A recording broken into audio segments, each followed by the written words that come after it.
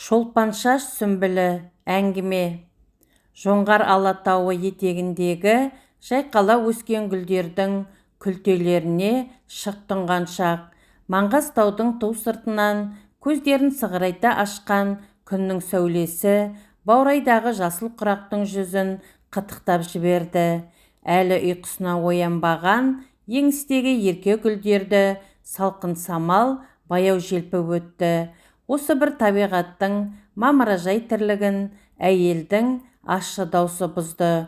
Сәрбей, әй Сәрбей, тұрсаңшы, қорадағы қой маңырап кетті, өріске апару керек. Қазір мам. Қыз асығыс киіне бастады. Есіне ең алдымен төсек тартып қалған әкесі түсті. Сосын үйдің қоңырқай тірлігімен кеш батыратын шешесі. Осы үлкен кісілер қызық. Осы таудың ішінде не бар? Ертелі кеш малдың соңынан салпақтап бүкіл өмірлерін өткізбекші ме? Қалада ғой қызықтың бәрі. Ал мұнда қимайтын не бар? Рас, табиғаты тамаша. Басқа ештеңе жоқ қой.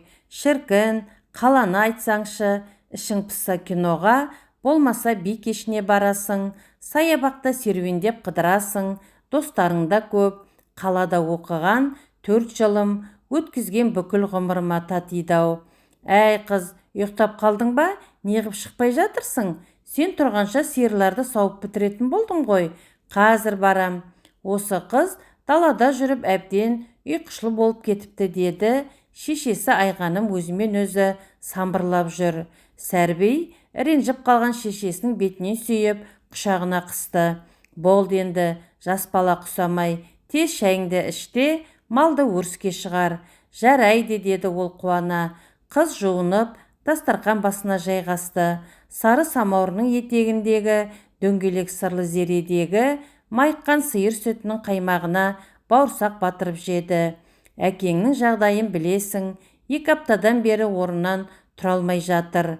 Кір қоңын жауып, денесін ысқылайын. Тәуір болып кеткенше кезектесіп малда баға тұрайық. Айтпақшы, сен дәрігердің оқуын бітірген жоқпысың? Дәрігер емес, микробиолог. Мейлі ендеше, тауға барғанда емдік шөптерді теріп ала кел. Бізге қарағанда көзің ашық қой, дәрі жасайық, ауруы басылсын. Жарайды мам. Дәрігерлер не дейді? Білмедім. Диагнозын таба алмады ғой. Не ауру екенін де білмейді. Солар бәленбай жыл не оқиды өзі?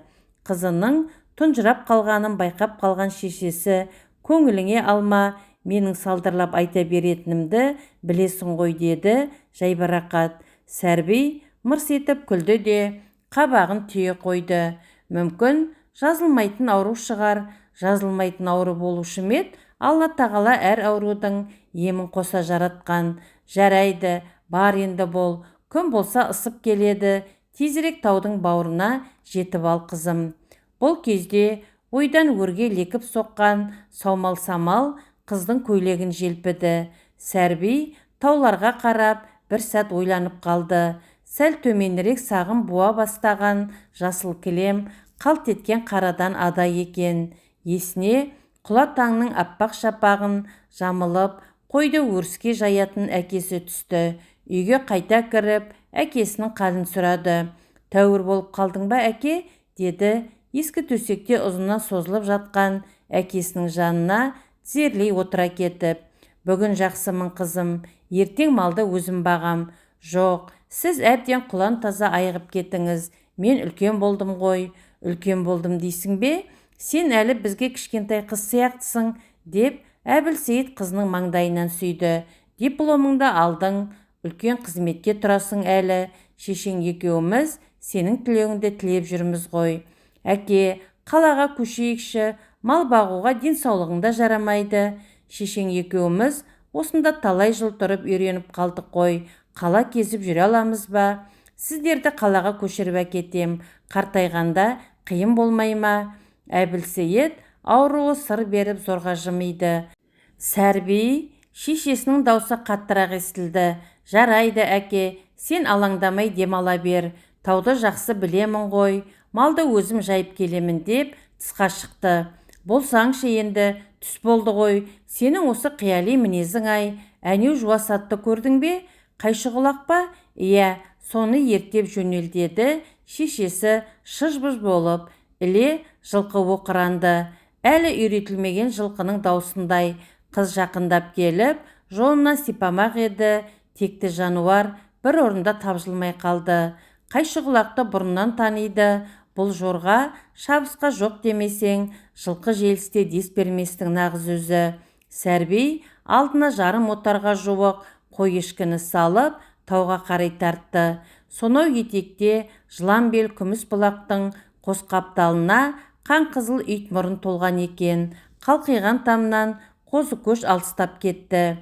Сәрбидің бүкіл бұлтсыз балалық шағы осы өңірде өткен. Бұлақтың еншісіндей сыңғыр ете қалатын сылдыр күлкісі қыздың жайдары жүзін мүсіндейтіні қашаннан дағды болатын. Алатаудың ертегідей сұлу баурайындағы шағын қыстақ жанындағы арқыраған өзенді сұмдық сүйетін. Арнасы бұралаң, терең, иірімсіз тау бұлақтарының жанында асыр салып, ұзақты күн салқын суына шомылып сырлас болды. Жағалай өскен бүлдірге мен қарақатты сауып кететін. Дәл қазір сол балалық шағы есіне түсіп отыр. Шіркін-ай, мына гүлдердай аттан секіріп түсіп теріп алсам бекен, деді қыз кілемдей төселген қызыл сары қызғалдақтарды қызықтап. Бұл гүлдерді шәһиттердің қаны төгілген жердің орнына өскен деп естіген. Небір таскешті заманның қансоқта қырғынына тірсегін қиғызбай, ел жұрты аман алып қалған жер. Атадан балаға мирас болып қалған туған өлке. Мұнда қан майданнан соң батыр бабалары еркін отырып, тынығып түзей бүккен болар. Бәлкім ол заманда бөлекше тауқымет болды ма? Әкесінің жас күнде айтқан бір ұлпа сөзі Сәрбиге аманатқа бергісіз ой салған. Бұл қасиетті жер қызым, қазақтың кіндік қаны тамған жер дейтін. Үзеңгінің шиқылы естілген сайын Қайшығұлақ алға өршелене түседі. Сәрби аттан түсіп, ауқаттанып алмақ болды. Жылқыны жүгенімен тапал бұтаға байлай салды. Табанасты бұлақтың сызы жатқан жалқы жыраға қол салды. Құлын кезінде ойнақ салған Қайшығұлақтың екпінінде екен. Қалтасындағы малтақ құртты мөлдір суға бір сүңгітіп алды да ұзақ сорды. Анасы шыны ыдысқа құйып берген айранды рақаттана сімірді. Бұл жер көлеңкелі, ылғалды жер, әрі сарқырамаға жақын болатын. Жылғалар жағалауындағы шатқалға таяп қалғанын қыз сезген жоқ. Қойды терең сайдың ішіндегі шөбі шүйгін жерге иіріп қойып, өзі дәрілік шөп іздемек болды. Бала күніндегі биік жоталарға ентелей түсті. Сәрби әкесі құлан таза айығып кетер ғажайып бір өсімдікті іздеді. Сирек аурудың емі де сирек кездесетін өскін болар деп түйді. Қанша жүрген аңдай алмады. Әйтеуір берекелі сәулені екінті жұтқан бесіндей сүлелене бастағанын сезді. Отардан әжептәуір жер алыстап кеткен секілді. Бар үмітін сарп еткен сәтте көзіне бір бейтаныс өскін шалынды. Ерекше жапырағы бар өсімдіктің шолпаншаш сүмбілі екенін қыз білген жоқ. Әкесінің денесіндегі дертке дауа боларлық дәрілік дәрмененің осы екеніне еріксіз иланған. Қуанғаны соншалық жүрегі дүрсіл қақты. Жерден белбуаз балдырдай майса өскен шолпаншаштың нәзік күлтелерін мәпелей сипап күлімсіреді. Кенет маңайдан әлдеқандай сыбыр естілді. Сәрби жаңа ғана аялап тұрған өсімдікті уыстап тас қылып ұстап алды. Сәл төменде қапқа әлдебір шөптерді теріп жүрген, бастарында таба телпегі бар біреулерді көрді. Жүрегі шым етті. Осы сәтте өзінің тамнан тым алыстап кеткенін сезді. Өне бойы дірілдеп кетті. Құлағының түбіне жүрек қағысы естілді. Алғы сапта келе жатқан түр-түсі азиялық бейтаныстың ызғарлы жанары шынылау неме екен қыз бұғып отыра қалғанша байқап қалды. Сәрби 4-5 еркектің өзіне қарай жүгіріп келе жатқанын көріп, іле басын көтеріп жылдам қашпаққа оқталды. оң қолының алақанына ілінген шолпанша сүмбілінің нәзік күлтелерін түгелдей сыпырып безе жөнелді. Қыздың жанұшыра қашқанын көрген жат жұрттықтар жылдамдықты арттыра түсті. «Көке!» Сәрби бар даусымен жанұшыра айғай салды.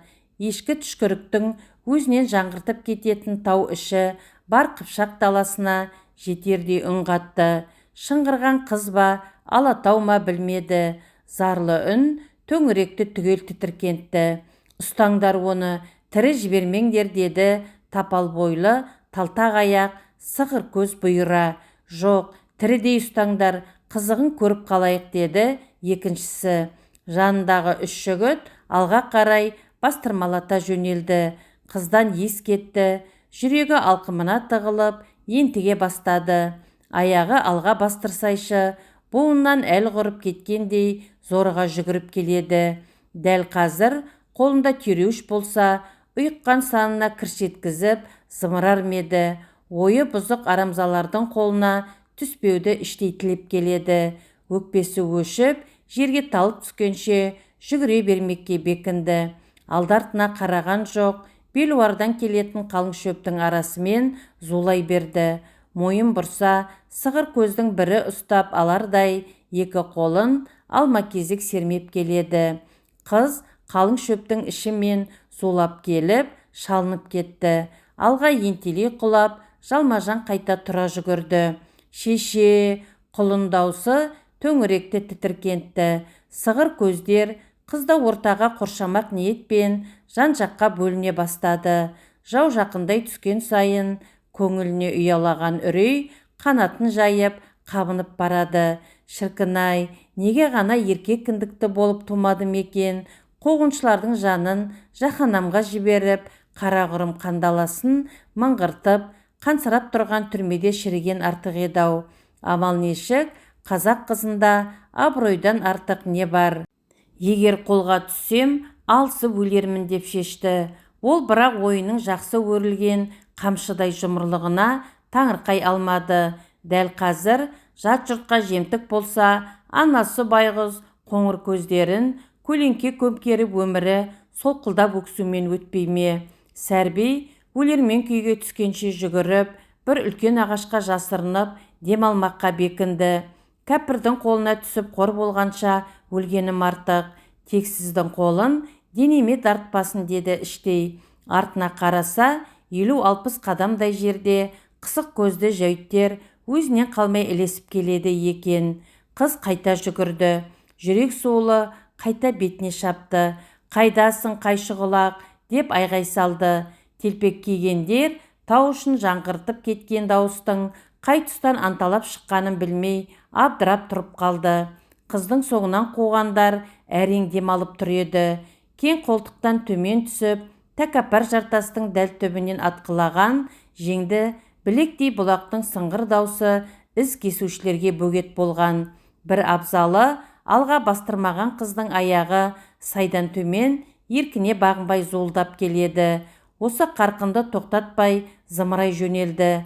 Қостың сыртында самаурын будақтатқан ана жанұшыра шыққан қызының даусынан оқыс шошынып селк етті.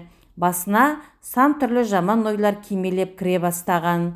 Қызым жардан құлап кетті ме екен? Әлде біреулер? Жалма-жан үйге кіріп, қолына отағасының аңшылық қос ауыз мылтығын алып, оқ-дәрі салынған дорбаны мойнына ала салды. Көк дөненге жүген деп жайдақ мініп зулай берді. Сұмдық түйсік кәрі жүрегінің жыртық жабығын қарс айырғандай күй кешті. Мана ойлаған шеңгел ойлар айналып соғып берекесін қашырды. Шөбінен жұмсақ сүт тамар аңғарға жеткенде екінті төрге шыққан. Көзіне таныс аңғардың екі бетіндегі пілдің сауырындай жасыл жоталардағы мақпал шөптің бетін баяу жел тербетті. Алдынан жайылып жүрген малдың үстіндегі ені ана көзіне оттай басылды. Қызының бірақ қарасын көре алмады, қайшықұлақ та көзге ілінбеді. «Сәрби, Сәрби, қызым қайдасың?» деп ана бар даусымен айғай салды. Алатау тағы күңіреніп кетті. Басына салған ақ шәлі орамалдың қос ұшы босаңсып, екі иығын жауып кетті. Бұл кезде қуғын күшейген. Әлі құрыған қызға жетемін деп, жендеттердің діңкесі әбден құрыды. Білектей бұрымына қол батпаған қазақтың теппетөс аш бел құралай сұлуы көз құртын жеп келеді. Соңғы әл дәрмені қалғанша қашқан қыздан ес кеткен. Әбүйірден айырылса, бәрінің бетіне шіркеу болмағын зайыр сезген. Осы тұста құлағына анасының жалынышты даусы естілді. «Қайдасың, құлыным? Мен мұндамын». Қуанғаннан қыздың екі көзін жас жуып кетті. Ана тар құрсағын кеңітіп тауып, тәрбиелеген есті қызын сырт көзден сақтап, ішінен уылжыған жеміске қызыққандай телміретіндерге сұқтанып қалатын. Жас күнінде сұлуға құмар жігіттерді жақтырмай, мәпеле өсірген қызын ащы даусымен ақ қорғаштап жүрді. Ал қазір тіпті қанаттыға қақтырмай өсірген қызының бас амандығын тілеп, бар пәнімен шауып келеді. Бұл кезде қуғыншылар қызға жетіп қалған болатын. Сәрбидің шақшадай басын сумаңдаған суық ойлар азынатып жібергелі қашан. Кері бұрылып, жымысқының көзіне тура қарауға тіксінген. Үрей мен тән қарбаласынан астан кестеңі шыққан есін тез жия алмады. Иә, бейкүнә ұят пен ыңғайсыздықтан жаны сыздатып, өз-өзіне жеркеніп жүруден асқан қандай қорлық бар. Нәпсіге бой алдырғандар қайғының қара батпағына батырып жібермей ме? Алатаудың тапал етегі, қалың шөпте, орта тұсы алық алаңқыр. Жасыл жамылған түйе өркешіндей төбелер бітсейші. Мөлдірей жылжып ағып жатқан тұнық судың түбіндегі майда тастар күн нұрымен жалтырай шағылсып жатыр. Сәрбей жүгіріп келе жатып, ертеректе сыныптас ер балалардың жігітсініп қыңырайғанын әжуалап кететін еріксіз есіне түсірді. Өзіне өліп өшіп сүйемін деп хат жазғандарға тас-талқан болып ашуланып, хат жазуды қоймасаң ағайға айтамын деп қорқытатын. Мектеп бітірер жылы жауап қайтармағанымен бір-екі жігіттің хатын қызықтай оқыған. Кейін университет табалдырығын аттағанда студент жігіттердің би кешіне болмаса киноға шақырғанына қарамай оқу қуып кетіп еді. Қайда жүрсе де ардан аттаған жоқ. Айғанымда кей қыздарға тән қылымсыма қылықты болуын қаламап еді. Асықпа, әлі талайды көресің, бәріне үлгересің. Көп жігіттердің тәтті сөзі ертең-ақ ұмыт болады. Балалықпен от басып, абыройсыздық жасама. Әбиірмен келін атанып, ақ босаға аттаған соң махаббатың баянды болады. Бұдан өзгесі балалық әуестік дегенде Сәрбей «Мама, қойшы енді» деп екі беті долдай сыртқа шыға жөнелетін. Тек бүгінгі жан шошырлық жүгіріс абыройлы болудың ең сорақысы екен. Қыз ес білгелі бөтен пенде қол тигізбеген құлын денесін сумаңдап сығымдағысы келген суық қолдыдан секемденіп келеді. Бой тасалайын дегендей жасыл құрақты бойлай жүгірді. Ту сыртындағы қамыс құрақты қақ жарған еркек кіндіктілердің жақындап қалғанын көріп, екпінімен шошып тіксінді. Жау жақын екен ғой деуі мұң екен, құрақ біткен, жау келеді дегендей сыбырласа жөнелді. Көңілі босап, өзімен бірге бүкіл қазақ даласы дірдек қағып жүгіріп келе жатқандай сезінді. Соңынан дүрсілдете қуып келе жатқандарды лүпілдеген жас жүрегі сезді. Қазағы жоқ мына қалыңның ортасында қолға түссе, қыранның шеңгеліне ілінген қояндай бірақ сығым боларын түйсінді. Өзінің жайлауынан тым алыстап кеткеніне өкініп қаны басына шапты. Өкінішпен үрей билеген бойын құрсаулап тастап, жан-жағына алақ-жұлақ елеңдеп келеді. Биік өскен шөптердің алма бетін сапылдата ұрғанында елемеді. Арт жағынан екпіні күшейе түскен аяқ дыбысы таптап өтердей құлақ түбінде дүрілдейді. Сәл шыдаса, отар жайылған тұсқа да жетеді. Қазір мына жазықты жағалап, жалғыз төбені бүктерлейді. Бірақ енді қалың қамысты сайға табан тигіземін дегенде, оң жақ тұсынан қысық көздің біреуі атып шыға келмесі бар ма? Сәрбей мысық көрген тышқандай өне бойы қалтырап кетті. Әлгі неме жағасына жармасуға ұмтылды. көк желке тұсында көрікше гуілдеп алқынған адам тынысын құлағы шалып, жұлын жүйкесі қарақұрт өрмелегендей шымырлап қоя берді. Жақындама маған жексұрын деп, бар даусымен айғай салғанда, бүкіл даланы басына көтере жаңғыртты. Оқыс дауыстан сәл іркіліп қалған жау қайта қуа жөнелді. Сәрбей 10-15 қадам жүгіріп барып, көлденең жатқан томарға сүрініп, қайта құлады. Жандалбасы әрекеттің итермесімен денесін тіктеп, еңсесін жазды. Апыл-ғұпыл жанталасып қайта қашты. Қыз үріккен еліктей қайта жалт бергенде, жаудың қысық көздері шыдамдылығына таңырқағандай шарасынан шығып кете жаздады. Ашу ызадан көз алдындағы жарық дүние аңғалағына сыймай өршелене ышқынды. Жазықпен зулап бара жатқан қыздың нуға шым батарын түсінген ол жылдамдығын арттыра түсті. Жанындағы серіктер де жақындап қалған екен. Жау жабылып, қызды қоршауға алмаққа сәл қалған. Кенет қайдан шыққаны алғы саптағы сығыр көздің алдын кес-кестеп, қайшығылақ кісінеп шықты. Тұяғымен жер тарпыды. Асау аттың өзіне алдыңғы екі аяғын көкке көтеріп айбат шеккенін көрген жау бір орында сілейіп қалды. Екпіндете жүгірген сығыр көз кілт тоқтап, шошынғаннан артқа ұшып түсті. Қыз жалт қарап, өзіне араша түскен жылқыны көріп, қуанғаннан айғайлап жіберді. Қайшығұлақ! Ат ілгеріде жүгіріп бара жатқан иесіне бұрыла шапты. Қалың қамысты сытырлата, қақ жарып, сылаңдаған сұлу үмітті қуып келген жау аңтарылып тұрып қалды. Қол созым жердегі бойжеткенді қуып жетіп, шаруасын тындырмақ болғандар әбден болдырған еді. Бәрі еңкейе, екі қолын қос тізесіне қойып, ентігін баспақ болды. Қыз осы сәтті пайдаланып, аттың жалына жармасты. Жүгені сыпырылып қалған екен. Жау қарап тұрсын ба, жан-жақтан анталап, қызды атқа мінгізбеуге ұмтылды. Шаршағанын ұмытқан шарасыз қыз шиыршық ата жұлқынды. Сығыр көз терс сасыған салмағымен қыздың білегін жұлқи тартып, жас шыбықтай майыстырғысы келді. Жылқы мұны сезгендей, бөтенді алдынан келсе тістеуге, арт жақтан келгенін теппек болып жұлқынды. Сәрбей аттың жалына жармасқанымен әлі құрып, үстіне отырып кете алмады. Мөлдіреген кіршіксіз пәктікті ластап, ар алдында мәңгілік қарыздар қарабет болмас үшін нас құмарлықтың тегеуріне соңғы күші сарқылғанша қарсыласты. Атты шыр көбелек айналдырып, қуғыншыларды жолатпауға тырысты. Кенет гүрс еткен мылтық даусы естілді. Шекарашылардың құлағы елең етті.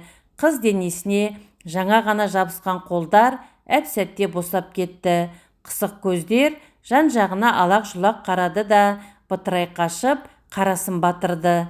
Ілгердегі төбенің басынан біреу ат ойнатып, шауып келеді екен. Қыз аттың жалынан тас қылып ұстап тұрып қалды. Осылай қарай қамысты пышырлата жапырып келе жатқан өзінің анасы Айғаным екенін көрді. Жанары ып-ыстық жасқа толды. Мама! Сәрбей анасының аптығып кеткеніне қатты қуанды. Жаны алқымына келгенде, шешесінің жас кезінде айтқан жайбарақат ойлары жанын қинады. Өз дәрменсіздігіне ыза кейіптен арылған жоқ. Аманбысың құлыным. Айғаным аттан секіріп түсіп, қызын қапсыра құшақтады. Мама! Көңілі босаған қыз ернін жыбырлатып еді, жанарындағы жас бетінен сорғалай жөнелді. Айғаным қызының тоқтыдай қақшып, түсер қорқаулардың тырнағынан құтылғанына қуанды. Оқыс естілген таудағы жаңғырықтан бері қарғадай қызының тағдыры қабырғасын қайыстырып, күдікті ойға батырған.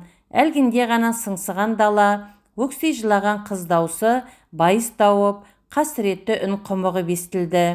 Қыз қол аяғын қамыс қиып, қанталатып жібергеніне жабырқаған жоқ. Тек әлдене алабұртқандай, кеудесін шайықтырған өксікке тұншықты. Лағнетсіз нала көңілдің запыраның көзінен ағызды.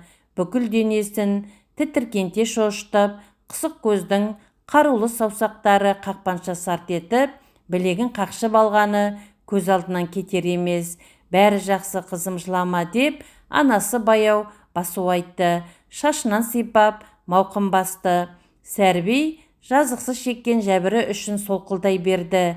Бір тәуірі бетін жуған ыстық тамшылар қан қақсатқан қасірет тамшылары емес, қайғы құрығынан құтылған, ашу ыза кернеген бойжеткеннің налажасы. Жайлаудан не үшін алыстап кеттің? Деп сұрады анасы Айғаным.